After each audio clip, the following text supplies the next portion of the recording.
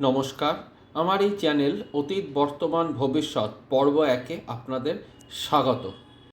10ই November 2025 আমাদের ভারতবর্ষের রাজধানী দিল্লি একটি ভয়ঙ্কর বিস্ফোরণে কেঁপে ওঠে। এই বিস্ফোরণে মারা যায় 8 জন এবং অনেকে আহত হয়। এই যে বিস্ফোরণটি ঘটে তার পরপরই ভারতের যে গোয়েন্দা সংস্থা এনআইএ তদন্তে নেমে পড়ে এবং তদন্তে তদন্ত করার পর যে তথ্য পায় তা অত্যন্ত রোমহর্ষক এবং মারাত্মক। জানা যায় যে শুধু একটি বিস্ফোরণই কাম্য ছিল না। আতঙ্কবাদী সংগঠনগুলোর এর সঙ্গে আরও কিছু বিস্ফোরণের কথা চিন্তাভাবনা করা হয়েছিল। দিল্লিতে যে সন্ত্রাসবাদী বিস্ফোরণ হয়েছিল এর পরবর্তীকালে জম্মু ও কাশ্মীরে জঙ্গি অনুপ্রবেশ নিয়ে বড়সড় সতর্কতা জারি করে দেয় ভারতীয় গোয়েন্দা সংস্থা। সূত্র থেকে জানা যাচ্ছে শীতকালে এই ধরনের জঙ্গি সংগঠনগুলো আরও বড় হামলা চালাতে পারে। যদি ভালো করে লক্ষ্য করি যে কোনো মেট্রো সিটি বা পুরো ভারতবর্ষের মধ্যে এই শীতকালীন সময়গুলোতে ঘোরাফেরা আনন্দ উৎসবে মেতে থাকে। সুতরাং এটি একটি বড়সড় চিন্তার ভাঁজ ফেলে দিয়েছে ভারতীয় গোয়েন্দা সংস্থার কপালে। বলা হচ্ছে যে দিল্লির মতোই আত্মঘাতী বোমা হামলার পরিকল্পনা করা হচ্ছে। এর ক্ষেত্রে মুভিং ভেহিকেল আইইডি ব্যবহার করার সম্ভাবনা উড়িয়ে দিতে পারছেন না ভারতীয় গোয়েন্দা সংস্থা। এক্ষেত্রেও পড়াশোনা করা যে সকল যুবক তাদেরকে সুইসাইড বোম্বার বানানোর প্রস্তুতি চলছে বলে সূত্রের খবর। দিল্লি বিস্ফোরণের পর এই হোয়াইট কলার মডিউল যে সামনে এসছে তা পুরো ভারতবর্ষকে ভেতর থেকে নাড়িয়ে দিয়েছে। এর আগে দিল্লি বিস্ফোরণের এই তদন্ত করার সময় ভারতীয় গোয়েন্দা সংস্থা 12টি সুটকেস উদ্ধার করে এবং এই সুটকেসে করে বোমা বিস্ফোরণ ঘটানোর ছক ছিল জঙ্গিদের, এমনটাই চিন্তা করছে ভারতীয় গোয়েন্দা সংস্থা। আগে যদি আমরা দেখি 1980 বা 90-এর দশকে যেভাবে ভারতবর্ষের হামলা চালানো হয়, যেমন 1993 সালের বোম ব্লাস্ট, যেটি ভারতবর্ষকে ভেতর থেকে নাড়িয়ে দিয়েছিল। এই 1993 সালে বোম ব্লাস্টের পর ভারতের আর্থিক ক্ষতি হয়েছিল, ভারতীয় মানুষের প্রাণের ক্ষতি হয়েছিল প্রচুর। সুতরাং এর যে ক্ষতি তার পরিমাণ ছিল ভয়ঙ্কর। তেমনিভাবেই একটা বিস্ফোরণের বড়সড় চক্র ভারতবর্ষের মধ্যে তৈরি হয়েছে বলে ধারণা করছে আমাদের গোয়েন্দা সংস্থা। এই যে বিস্ফোরকগুলো উদ্ধার করা হয়েছে, এই বিস্ফোরককে উদ্ধার করার পর ভারতীয় গোয়েন্দা সংস্থা আরও নড়েচড়ে বসে এবং জানবার চেষ্টা করে কিভাবে এই বিস্ফোরণটি ঘটানো হলো। এক্ষেত্রে উঠে আসছে আরও বিভিন্ন ধরনের তথ্য যেটি অত্যন্ত মারাত্মক। এখানে সেশন ও সিগন্যাল নামে জোড়া অ্যাপের কথা বলা হচ্ছে এবং দিল্লি বিস্ফোরণ কাণ্ডে ধৃত ডাক্তারদের জেরা করে তদন্তকারীরা জানতে পেরেছেন সিগন্যাল অ্যাপে তৈরি একটি গ্রুপের মাধ্যমে চলত জৈশি মোহাম্মদের ফিদাইন মডেল। এই ফিদাইন মডেলই আরও বড় থেকে বড়তর করার চিন্তাভাবনা ছিল এই জৈশি মোহাম্মদের। উঠে আসছে সেশন ও সিগন্যাল নামে জোড়া অ্যাপের কথা। দিল্লি বিস্ফোরণ কাণ্ডে ধৃত ডাক্তারদের জেরা করে তদন্তকারীরা জানতে পেরেছে সিগন্যাল অ্যাপে তৈরি একটি গ্রুপের মাধ্যমে চলত জৈশি মোহাম্মদের শ্রেণী। সেই গ্রুপে যুক্ত ছিল বিস্ফোরণ কাণ্ডের অন্যতম চক্রী উমর সহ শাহিন শাহিদের মতন ডাক্তাররা। এই যে জঙ্গি মডেলটা তৈরি হয়েছে, এই জঙ্গি মডেলের যে মাথা ছিল, ইনি হচ্ছেন আদিল রাথের ভাই, জঙ্গি মডেলের মাথা মুজফফর রাথে। ইনি একটি অত্যন্ত ধূর্ত লোক, যিনি এই মুহূর্তে পলাতক। বর্তমানে এই বিস্ফোরণের তদন্ত এখনো চলছে এবং এটিকে চালাতে গিয়ে একটি ইউনিভার্সিটির খবরও আমাদের সামনে উঠে আসে। সেই ইউনিভার্সিটির নাম হচ্ছে আল ফালা ইউনিভার্সিটি। এই যে ইউনিভার্সিটিটি দেখছেন, এই ইউনিভার্সিটির মধ্যেই এই দিল্লি বিস্ফোরণের পুরো ছকটা কষা হয়। এই আলফালা ইউনিভার্সিটির বর্তমানে 200 জন ডাক্তার স্ক্যানারের মধ্যে রয়েছে। আপনি নিশ্চয়ই হেডলাইনে দেখতেই পাচ্ছেন। এই 200 জন ডাক্তারের উপর তদন্ত চলছে এবং কোনোরকম কোনো যদি সমস্যা হয় সেক্ষেত্রে আমাদের গোয়েন্দা সংস্থা প্রয়োজনীয় পদক্ষেপ নেবে। এই ইউনিভার্সিটি থেকেই একজন মহিলা ডাক্তার ধরা পড়েছেন যার নাম হচ্ছিল শাহিন শাহিদ। এই শাহিন শাহিদের ফটো আপনাদের একবার দেখিয়ে দিই। ইনি হচ্ছেন সেই শাহিদ শাহিদ। এনার ব্যাপারে কিছু বলা প্রয়োজন। ইনি যে জেহাদি মনস্ক হয়েছেন, এনাকে জেহাদি মানসিকতা ঢোকার পর এনার মধ্যে ইনি নিজের ফ্যামিলিকে ছেড়েছেন, নিজের বাচ্চাকেও ছেড়ে দিয়েছে। এই হচ্ছে সেই শাহিন শাহিদ। এছাড়াও এই যে আপনার ইউনিভার্সিটিটা এটা হরিয়ানার ফরিদাবাদ জেলায় মুসলিম অধ্যুষিত ধৌজ গ্রামে অবস্থিত। আলফালা বিশ্ববিদ্যালয়ের ওপর বর্তমানে কেন্দ্রীয় এজেন্সির নজর আছে এবং এই অভিযোগ করার পর সোমবার সন্ধে দিল্লির লালকেল্লার কাছে ঘটে যাওয়া ভয়াবহ গাড়ি বিস্ফোরণের সঙ্গে যুক্ত তথাকথিত হোয়াইট কলার সন্ত্রাসী মডেলের সঙ্গে এই বিশ্ববিদ্যালয়ের 3 জন চিকিৎসক জড়িত।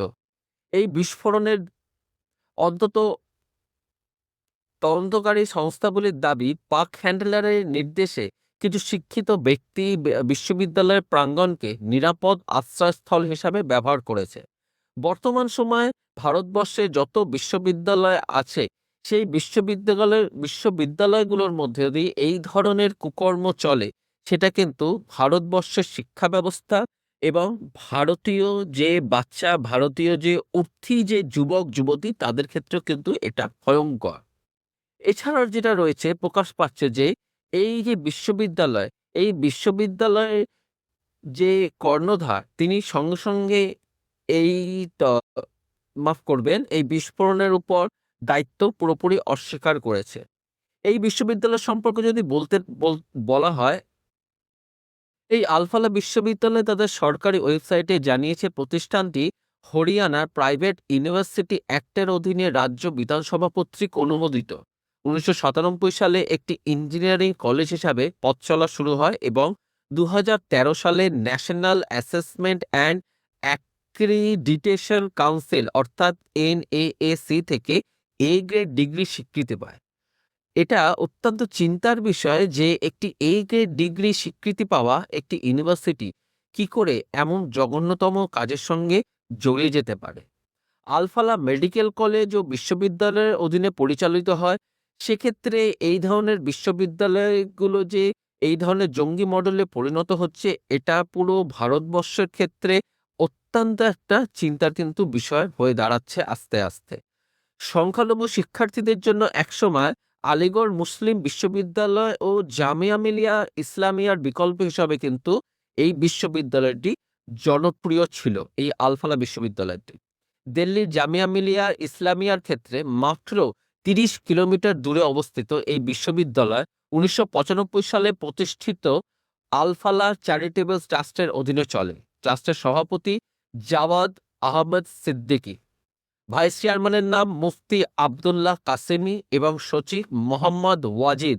বর্তমানে বিশ্ববিদ্যালয়ের উপাচার্য ডক্টর ভূপিন্দর কৌর আনন্দ এবং রেজিস্ট্রার অধ্যাপক ডক্টর মোহাম্মদ পারভেজ। এই ধরনের বিশ্ববিদ্যালয়ের উপর কন্টিনিউয়াসলি এখন কিন্তু আপনার গোয়েন্দা সংস্থা অত্যন্ত তীক্ষ্ণ নজর রেখে দিয়েছে। ভারতীয় গোয়েন্দা সংস্থা আরও কিন্তু একটি চাঞ্চল্যকর তথ্য প্রকাশ করে। এই তথ্য অনুযায়ী যে হামলাটা হয়েছে এটার যে একটা বড়সড় হামলার কথা ভাবা হয়েছিল এ বিষয়ে কিন্তু কোনো সন্দেহ নেই। কিন্তু এই হামলাটা কিভাবে করার কথা ভেবেছিল জঙ্গি সংগঠন? শুধু কি গাড়ি বোমা আর বিস্ফোরণ দিয়ে? না, এই বোমাটি প্যালেস্তাইনি জঙ্গি সংগঠন হামাসের মতো চালানোর কথা ভেবেছিল। শুধু ফিদাইন হামলা নয় বা গাড়ি বিস্ফোরণই নয়, এর সঙ্গে কিন্তু ড্রোন হামলারও ছক কষেছিল এই চিকিৎসক জঙ্গিরা। এই দিল্লি বিস্ফোরণের ঘটনায় গোয়েন্দা সূত্রের খবর NIA এর হাতে ধৃত জাসির বিলাল ওয়ানি ওরফে দানিশ বিস্ফোরণের কিন্তু অন্যতম চক্রী। এই দানিশ কিন্তু খুব পড়াশোনায় ভালো ছিল, মানে ভালো, এখনো ভালো, নিঃসন্দেহে ভালো। ইনি রাষ্ট্রবিজ্ঞানে স্নাতক হলেও ড্রোন তৈরিতে সিদ্ধহস্ত ছিল এই ধৃত যুবক। এই যুবককে যখন অ্যারেস্ট করা হয় এবং পরবর্তীকালে একে যখন জেরা করা হয়, আমাদের গোয়েন্দা সংস্থা কিন্তু একে জেরা করে অত্যন্ত কি বলবো বিস্মিত হয়ে গেছিল যে এত উন্নত মানের পড়াশোনায় এই ছেলে কি করে এই ধরনের জঙ্গি সংগঠনের সঙ্গে যুক্ত হয়ে যায়।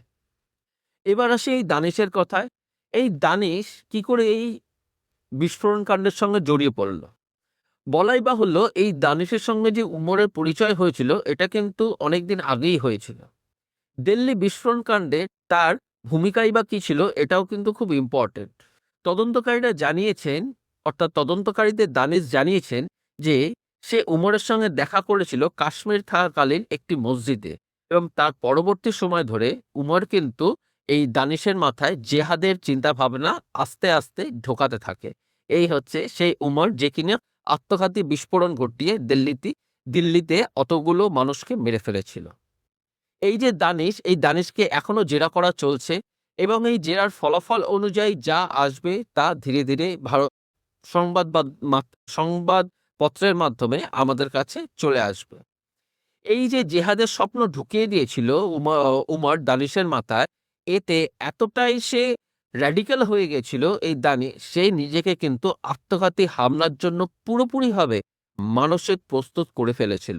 এটা কিন্তু খুব ইম্পর্টেন্ট যে আজকের এই জিহাদি মানসিকতা যখন কারোর মধ্যে পুট করা হচ্ছে, কারোর মধ্যে ঢুকিয়ে দেওয়া হচ্ছে, এতটাই তার ভেতরে ঢুকে যাচ্ছে, এতটাই সে র্যাডিক্যাল বা সাম্প্রদায়িক হয়ে যাচ্ছে এবং সে মানসিকভাবে নিজেকে পুরোপুরি প্রস্তুত করে নিচ্ছে যে কিভাবে একটি গাড়ি বিস্ফোরণ ঘটিয়ে নিজেকে তো মেরেই ফেলতে চাইছে এবং পাশাপাশি অন্যান্য সাধারণ মানুষের ক্ষতিও এরা করতে চাইছে।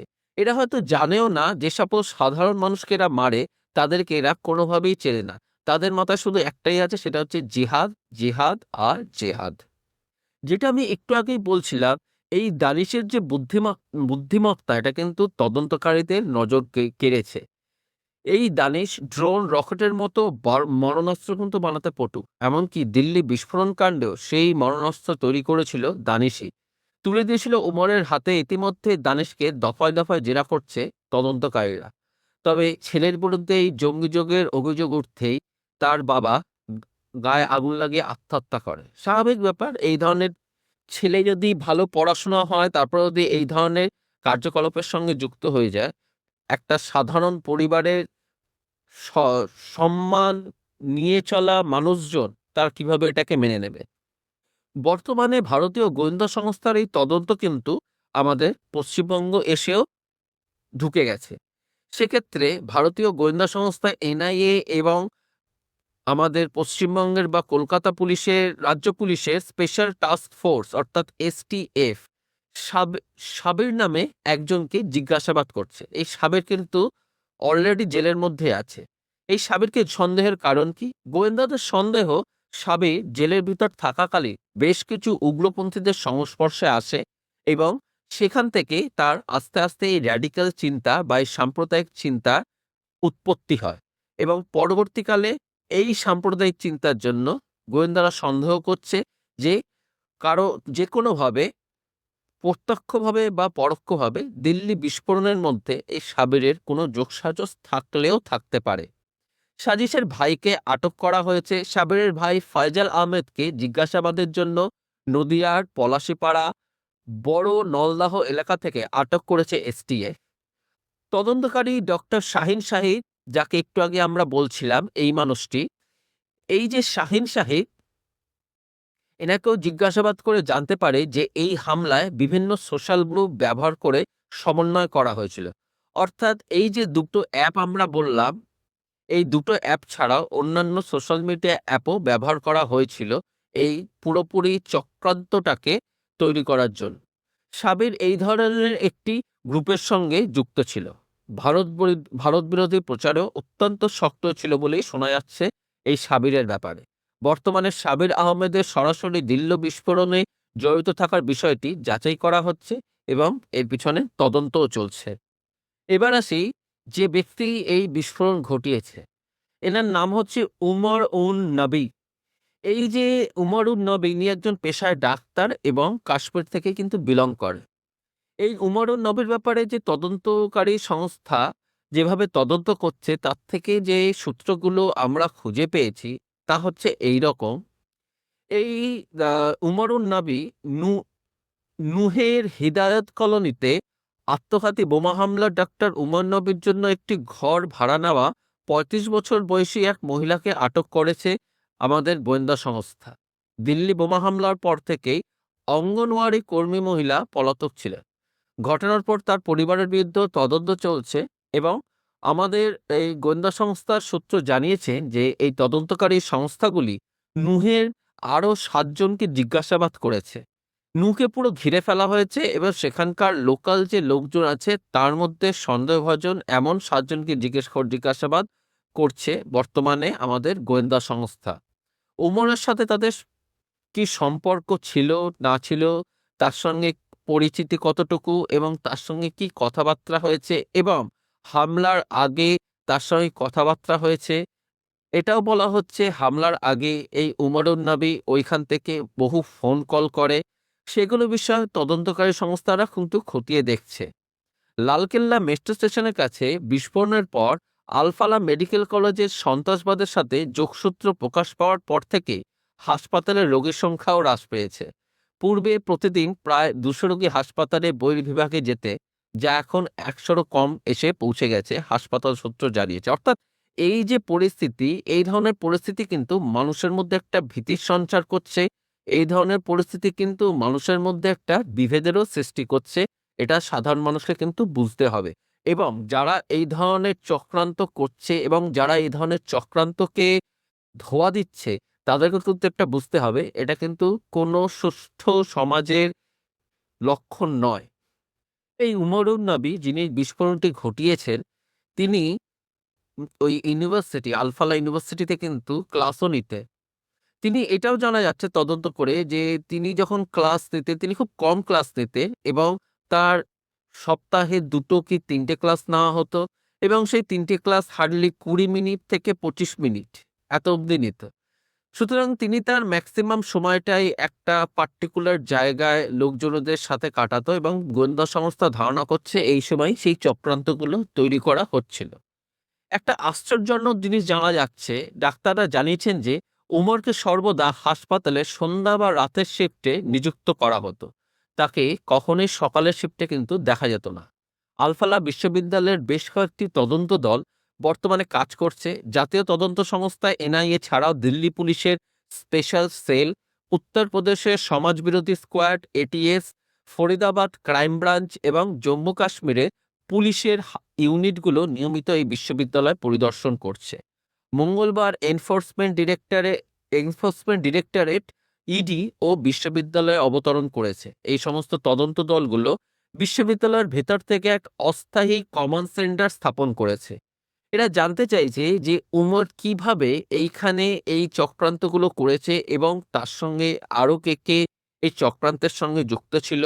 তার সে যেখানে ভাড়া থাকতো সেই ভাড়ার আশেপাশে তারা কে কে এই উমরের সঙ্গে ঘনিষ্ঠতা ছিল এবং সে যেই বাড়িতে ভাড়া থাকতো সেই বাড়ির লোকদেরও তদন্ত করা হচ্ছে এবং তাদেরকে জিজ্ঞাসাবাদ করা হচ্ছে।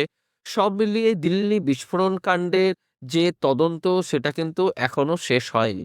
এই তদন্ত নিয়ে আরও যা যা তথ্য ভারতীয় গোয়েন্দা সংস্থা দেবে, আমি সেই সকল তথ্যগুলো আপনাদের সামনে রাখব এবং এইটুকু বলতে পারি এই দিল্লি বিস্ফোরণ কাণ্ড কিন্তু ভারতবর্ষকে একটা নতুন জায়গায় এনে দিয়েছে, যেখানে পুরো ভারতবর্ষের মধ্যে একটা ইনসিকিউরিটি ছড়িয়ে গেছে।